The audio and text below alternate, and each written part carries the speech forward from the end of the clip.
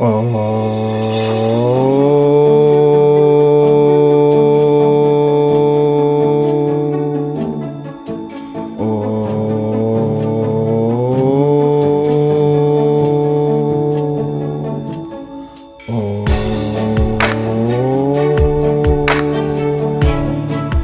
नमस्कार, जय साईं राम। मैं ब्रिजमोहन सूरी, मोटिवेशनल स्पीकर, साईं ग्रंथ राइटर, रेड बुक एक्सपर्ट, स्वागत कर रहा हूं आपका आपके इस चैनल में। ये चैनल आपका अपना चैनल है। आप जानते हैं प्रतिदिन मैं एक नया विषय लेकर आपके समक्ष हाजिर होता हूं। तो आज नया विषय लेकर मैं हाजिर हूं। तो आइए सुनते हैं आज का नया विषय। जय साईं राम। आज हम बात करने वाले हैं संकष्टी चतुर्थी व्रत।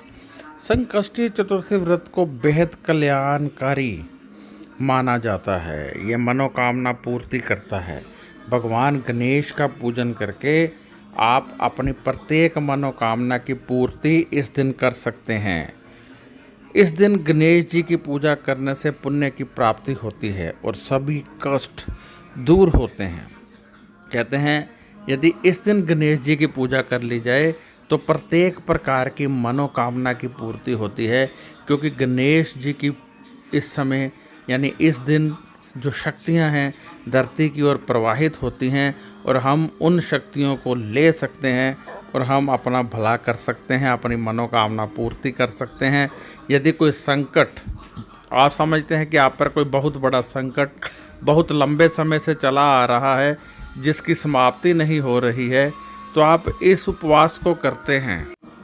बहुत सारे लोग इस दिन उपवास करते हैं। आज मैं आपको बताऊंगा कैसे पाठ पूजा करनी है, क्या करना है। यदि आप उपवास नहीं भी करते हैं तो एक साधारण सा उपाय बताऊंगा, उसको करने से भी आपको बहुत अधिक लाभ मिलेगा। आज आप मेरा ये वीडियो पूरा देखिएगा, क्योंकि ये बहुत लाभ देने वाला वीडियो है। संकट मोचन सब कुछ सही होगा, इसलिए वीडियो को देखते रहिए। पूरे तरीके से आपको बताने का प्रयत्न करूंगा। जिन लोगों की सेहत खराब रहती है वो यदि आज गणेश जी का जाप करें, गणेश जी का पाठ करें, तो वो अपनी सेहत को लेकर आने वाली सभी समस्याओं को दूर कर सकते हैं। संकष्टी चतुर्थी पर व्रत रखने से भगवान गणपति का विशेष आशीर्वाद प्राप्त होता है। गणेश जी की आराधना करके विशेष वरदान प्राप्त किया जा सकता है।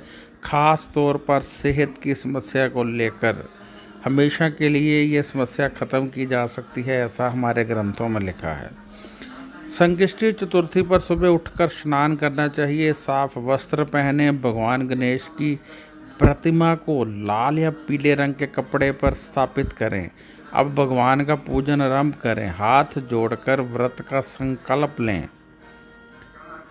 शुभ मुहूर्त में गणेश जी को जल, अक्षत्र, दुर्वा, घास, लड्डू, पान, धूप आदि अर्पित करें। इसके बाद गणेश जी के मंत्र ओम गम गणपतये नमः का जाप करें। घी का दिया जलाएं, भगवान की आरती करें, फिर उन्हें प्रसाद अर्पित करें। शाम के समय चंद्रमा को शहद, चंद्र रोली मिश्रित दूध से अधर्व दें। चंद्रमा को अधर्व देना अवश्य माना जाता है।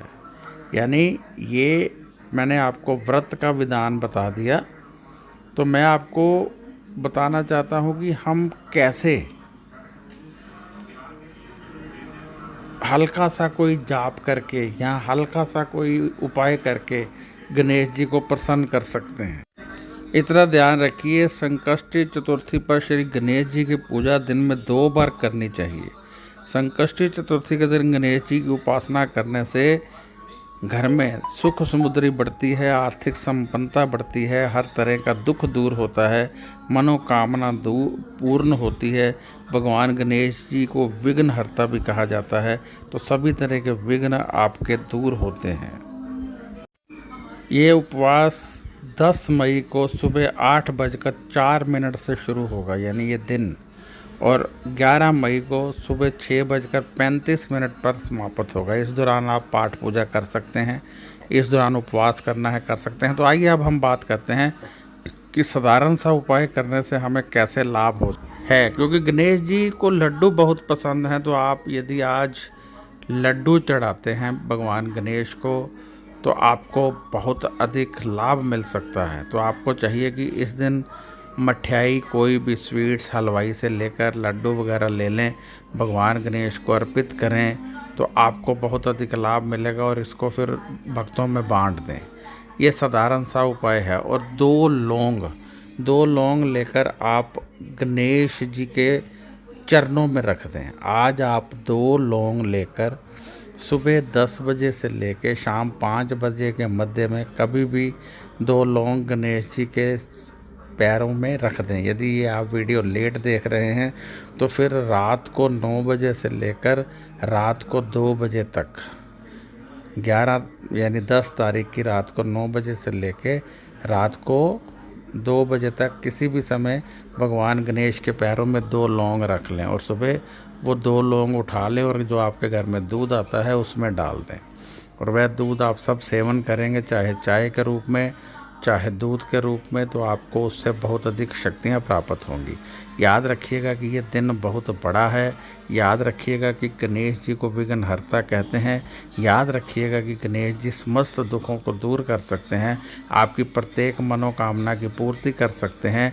इसलिए आपको गणेश जी का वंदन करते रहना चाहिए।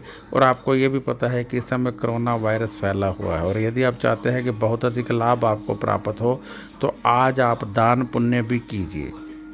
आज के दिन यदि आप गरीबों में दान पुण्य करते हैं तो आपको उसका भी बहुत बड़ा लाभ मिलेगा और आपकी ज़िंदगी बड़ी सरलता से आगे बढ़ने लगेगी। यदि आप चाहते हैं कि प्रत्येक प्रकार की मनोकामना की आज पूर्ति हो तो आप 11 माला भगवान गणेश के नाम की जाप कर लें।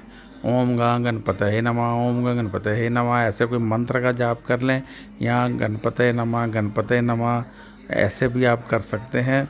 गणपति बप्पा मोरया, ये भी आप जाप कर सकते हैं। जो आपके दिल में वास करता है आप उसका जाप कर सकते हैं, जिस ढंग से भी आप करना हो। गणेश जी का जाप आज आपके निवास पर अवश्य होना चाहिए। और ये आपको बता दूं कि 10 मई को बहुत ही ध्यान से, बहुत ही प्रेम से आपने ये सब करना है, तो आपके पास परमात्मा की शक्तियाँ अपने आप दौड़ी चली आएंगी। परमात्मा की शक्तियों से आपकी मनोकामना पूर्ति होगी। परमात्मा की शक्तियों से आप आगे बढ़ेंगे। यदि आपके बच्चे पढ़ते नहीं हैं तो आज आप भगवान गणेश को अमरूद और संतरे अर्पित कर दें तो बच्चों की पढ़ाई में बहुत लाभ मिलेगा। और यदि पति आपसे नाराज रहते हैं तो आप 21 माला गणेश जी के जाप की कर लें। और यदि आप कोई बहुत बड़ी मनोकामना, पैसे आदि की मनोकामना के लिए कर रहे हैं तो लड्डू चढ़ाकर वो लड्डू आप भक्तों में बांट दें। इससे भी गणेश जी प्रसन्न होंगे और आपकी समस्त मनोकामनाएं पूर्ण होंगी और आप तेज़ी से आगे बढ़ेंगे। अब मैं आपको ये बताने वाला हूँ कि गणेश जी हमारी समस्त मनोकामनाएं पूर्ण करते हैं और भगवान शिव ने गणेश को वरदान दिया हुआ है कि सबसे पहले उन्हीं का जाप होता है। यदि हम उनका जाप नहीं करते हैं तो कोई भी पाठ पूजा सफल नहीं होती है। किसी भी देवी देवता की पाठ पूजा सफल नहीं होती है। कोई भी देवी देवता पाठ को स्वीकार नहीं करता है, क्योंकि भगवान शिव ने गणेश जी को ये वरदान दिया था। तो हमें सर्वप्रथम गणेश वंदना करनी पड़ती है। तो आज यदि हम गणेश जी का जाप करते हैं तो हमारे निवास पर ये एक विशेष शक्ति दे देते हैं, जिससे सभी तरह का काला जादू, बुरी नज़र उतर जाती है और हमें बहुत अधिक शक्तियाँ मिल जाती हैं, जिससे परिवार में बहुत अधिक शांति आ जाती है। जो लोग कहते हैं कि हमारे निवास पर अशांति रहती है, उनको चाहिए कि आज ये जाप जरूर कर लें। आज का दिन विशेष है। आज के दिन को विशेष दर्जा देकर सुबह जल्दी उठकर शुरू हो जाएं और फिर देखें। और ये मेरी वीडियो कम से कम 3 बार देखें, क्योंकि यदि आप इस वीडियो को बार बार देखेंगे तो आपको समझ लगेगा कि क्या करना है और आप कुछ भूलेंगे नहीं। सुबह जल्दी उठकर शुरू हो जाएं और करें। हर तरह का पाठ करें, भगवान गणेश जी की मूर्ति को स्थापित करें और फिर फूल वगैरह चढ़ाएं, उनका जाप शुरू कर दें, स्नान करवाएं, तो आप देखेंगे कि भगवान गणेश जी की शक्तियाँ आपको मिलने लगी हैं। ज़रूरी नहीं है उपवास करना है, आप उनका जाप कीजिए और जो लौंग का उपाय मैंने बताया है वो कीजिए। चलते फिरते, काम करते, उठते बैठते उनका नाम सिमरन करते रहें, लोगों में दान पुण्य करें और भगवान गणेश जी को नमस्कार करते रहें। बस इसी से वह प्रसन्न हो जाते हैं। आरती कर लें, यदि आरती नहीं आती है तो मोबाइल में निकालें, आरती लगा लें और आप अब थाल सजाकर आरती उतारें भगवान गणेश जी की। उसी थाल से फिर पूरे घर की आरती उतारें, अपने परिवार के सदस्यों की आरती उतारें। सभी प्रकार की नज़र उतर जाएगी, किसी प्रकार का कोई जादू टोना नहीं रहेगा, सुख शांति आपको मिलेगी, प्रेम मिलेगा और आप ज़िंदगी में तेज़ी से आगे बढ़ने लगेंगे। यहाँ आपसे इजाज़त चाहूँगा।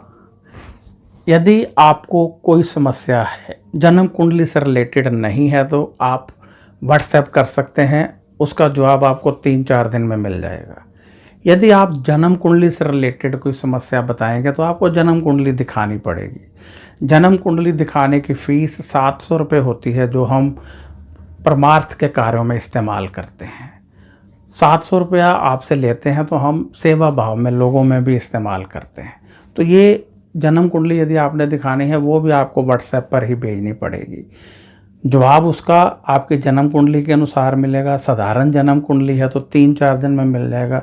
यदि कोई योग है, कोई प्रॉब्लम है कुंडली में, तो समय लग जाता है, क्योंकि हम आम एस्ट्रोलॉजर की तरह नहीं देखते हैं कि महादशा अंतरदशा देखी और उसी समय बता दिया लाभ हो ना हो। हम उसकी पूरी स्टडी करते हैं, इसमें कौन कौन सा योग है, कैसे योग बनेगा, कैसे लाभ होगा। यदि हमें योग मिल जाए तो उसमें फिर टाइम लगता है, इसलिए समय ज़रूर दिया कीजिए जहाँ भी एस्ट्रोलॉजर को आप जन्म कुंडली दिखाते हैं। हाँ, लाभ आपको अवश्य होगा, ज़िंदगी आपकी बदल जाएगी, ये बात पक्की है। तो आप यदि जन्म कुंडली दिखाना चाहते हैं तो आप जन्म कुंडली दिखा सकते हैं। यदि आप कोई सवाल पूछना चाहते हैं पूछ सकते हैं। फालतू के मैसेज कृपया मत किया करें, जो आप चित्र भेज देते हैं, फूलों की फ़ोटो भेज देते हैं, वो मत भेजा करें, वो हमें डिस्टर्ब करते हैं।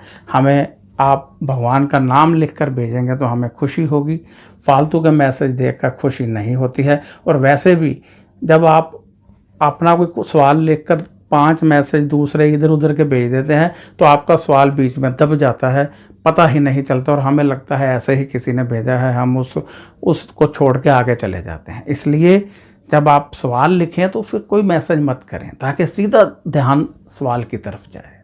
तो अब इजाज़त दीजिए, नमस्कार। और फ़ोन मत कीजिए, फ़ोन यहाँ पर कोई नहीं उठाता है। 9814450802 मेरा नंबर है, व्हाट्सएप भी नंबर है, पेटीएम नंबर भी यही है, व्हाट्सएप नंबर भी यही है, गूगल पे नंबर भी यही है। तो अब इजाज़त दीजिए, नमस्कार, खुश रहिए और अपना ध्यान रखिए।